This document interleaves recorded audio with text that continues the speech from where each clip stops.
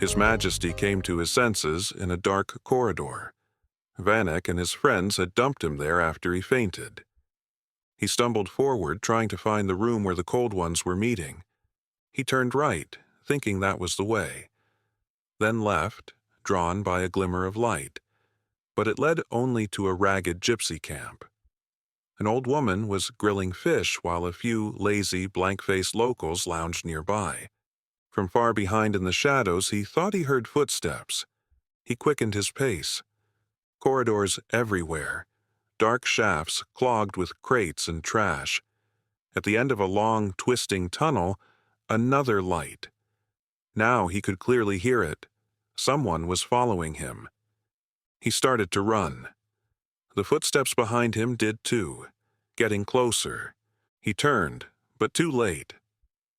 Something kicked his heel, his legs tangled, and he crashed face first to the ground.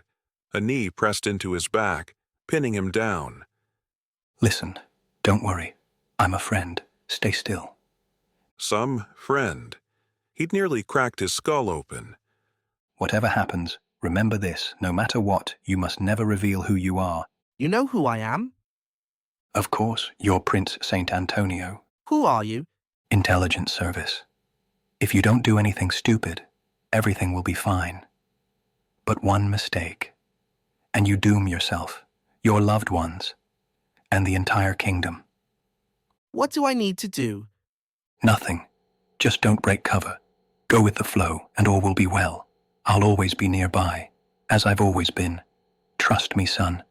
But who are you? The shadow slipped away. Stop! Don't try to find me. You'd only bring ruin. Even if you think you recognize me, I'll deny everything. Don't waste time on this. How long have you been near me? Years. The prince leapt up, but the stranger had already vanished. At the next cross corridor, he ran into his ever-watchful guardian. Did someone hurt you? No one. And don't babysit me. If you keep smothering me, I won't stay with you. The big buffalo looked wounded. Come on, don't leave your old pal. Fine, go wherever you want. The prince felt sorry for the massive man who'd grown so fond of him. I just don't want people fearing me because of you. But what about Dirty Fred? He'll slit your throat. I'm not afraid of him. That wasn't true. The strange, phlegmatic captain did scare him. Maybe it was all those wild tales from Fulig Jimmy. Someone came running. Where's Wild Child? I need Wild Child. He's right here. Come at once. Red Claw demands him. What? What does she want with him? Didn't say, but you're coming too. The Cold Ones are holding judgment. Judgment over him? What if I say no one's judging Wild Child without my say? Orders from Red Claw. Red Claw. Even the big buffalo turned white at that name. Who was she? Why did she summon him? What was this Cold One's law? Let's go. They walked toward the sea entrance. Watch yourself. Once you're in front of the cold court, no one can help you, not even me. If they don't like something, I'm gone too. Who is Red Claw? She and his grace make all the decisions, but even he answers to her. Everyone does. One nod and the whole underworld moves. Do you fear her? She can destroy anyone. Her eyes, impossible to bear. They turn sea green and seem to glow, like the ocean itself when the sun hides behind clouds. Ahead, daylight broke through at the corridor's end. Were they going outside? Into a boat? But no boats were docked by the entrance. Just before the opening, Buffalo stopped. We're here. Where? He gasped. A small wooden booth was set into the corridor wall, barely visible. In you go. They stepped inside. The mestizo tugged a rope, and the room rose. Lift! They exited into a house hallway. No escape along the way. The shaft ran straight from the underworld up to here. The house sat on the shoreline. They'd entered a neat, refined foyer. And suddenly, they were surrounded. 10 sailors with rubber batons. Before he could speak, quick hands frisked the prince and took his club and revolver, but left everything else. Hey, disarming people now? That's new. He whipped out his revolver. Back off. Anyone lays a hand on the boy, I'll end you. He shoved a sailor, who flew across the room. The prince saw now just how terrifying Buffalo's strength was. An English naval lieutenant stepped forward from the circle. The prince stared in disbelief. How did Royal Navy sailors end up in the company of a bandit like Red Claw? And not just sailors, an officer. Yo, dare draw a weapon here? What are you planning for the kid? Redclaw will speak. You'll see. They were on a first-name basis? One word, Doctor, and I'll send you and your circus to hell if he gets hurt. Put the gun away. It's pointless. He calmly took the revolver from Buffalo, who let him, like a lion tolerating its tamer's hand in its jaws. Fine, but if a single hair on his head is touched. The sailors led them on. Through windows, the sea and a distant port shimmered. The prince stared at the elegant home, already 3 rooms in. A mirror flashed his reflection. His nose had grown into a reddish-blue cucumber. His lips were split and swollen, rabbit-like. Purple bruises ringed both eyes. His hair a mess, clothes in rags. He looked less like royalty and more like a prison escapee. They entered a room. At the table sat the Court of the Cold Ones. Moonlight Charlie, Cannibal Baby, Tulip, Mimosa, and more. Captain Dirty Fred was pacing, chewing tobacco, scratching his beard. His Grace stared out the window. Where's Red Claw? What do you want with Wild Child? Shut it. Red Claw will say what she wants.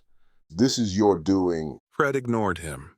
He leaned on the doorframe and wiggled. His back itched.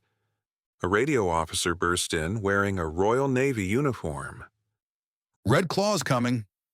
Buffalo darted to a chair and sat, visibly shaken. The prince stared at the curtain at the far end. It parted, and Red Claw entered. He had to grab a sailor to stay upright. Red Claw was a woman, blonde, pale-skinned, young.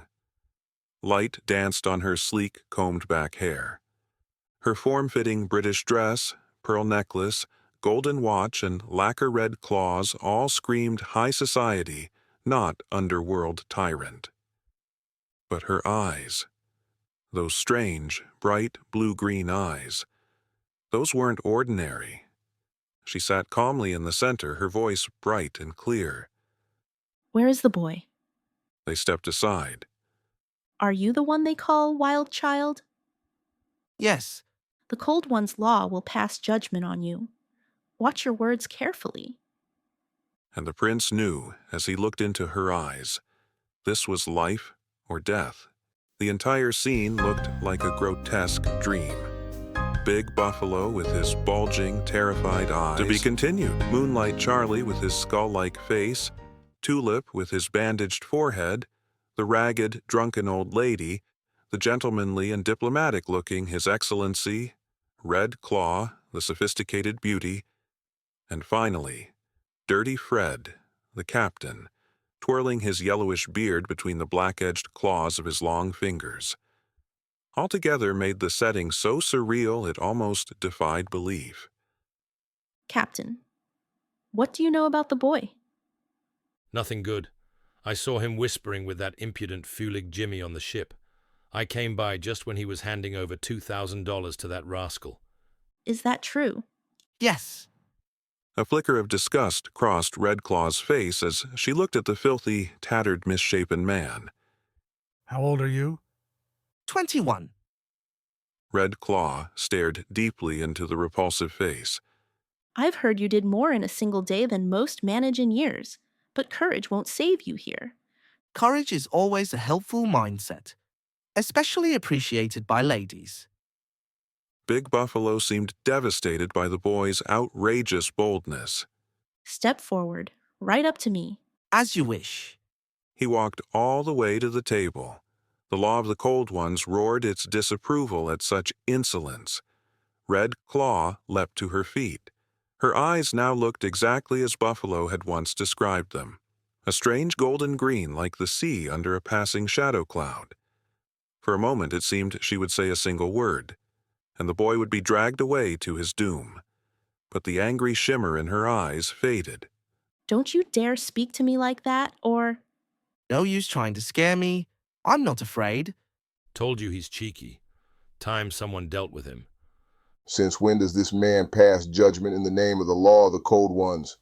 Several voices immediately sided with the boy. Nobody liked the captain anyway. Empty your pockets. Let's see what he's carrying. Check his coat, too.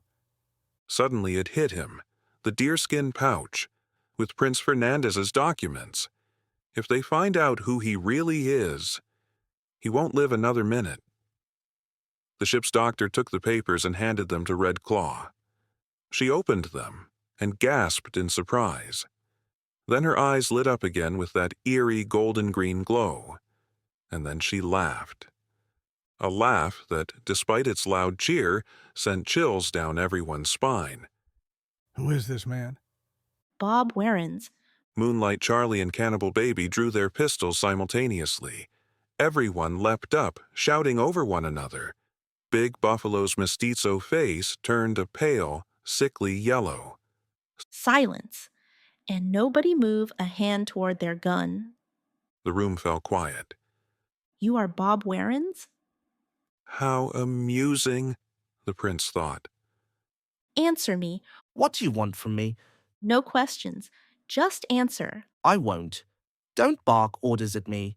Try bossing around this gang of lowlifes. They're scared of you. I'm not. Do you realize you'll be dead in 5 minutes? Then it really doesn't matter, does it? You came here to spy because you knew where the danger would come from. Well, Bob Warrens, this little excursion of yours has wrecked your plans. His Excellency had been reading the documents the whole time. If there was ever doubt we should kill you, now it's certain. But what did he do? He colluded with Regent Fernandez and killed Prince Saint Antonio. Standing there as a self-confessed murderer. It caught him off guard. You came back to claim the throne of the Isle of Happiness? That, I admit. These letters and documents, written by Regent Fernandez, guardian of Prince Saint Antonio, addressed to Warrens. What could they have written? Thought the prince. I want to know everything. She grabbed the papers from His Excellency and skimmed them quickly. What vileness! So you plotted with that wretched regent to dispose of young Saint Antonio. Lies, vile slander. Silence! The handwriting of the regent, and yours, is right here. If I ever take the throne of Saint Antonio, Prince Regent Fernandez shall have full authority over all concessions issued during the Republic. Trying to roast your chicken over our fire, eh?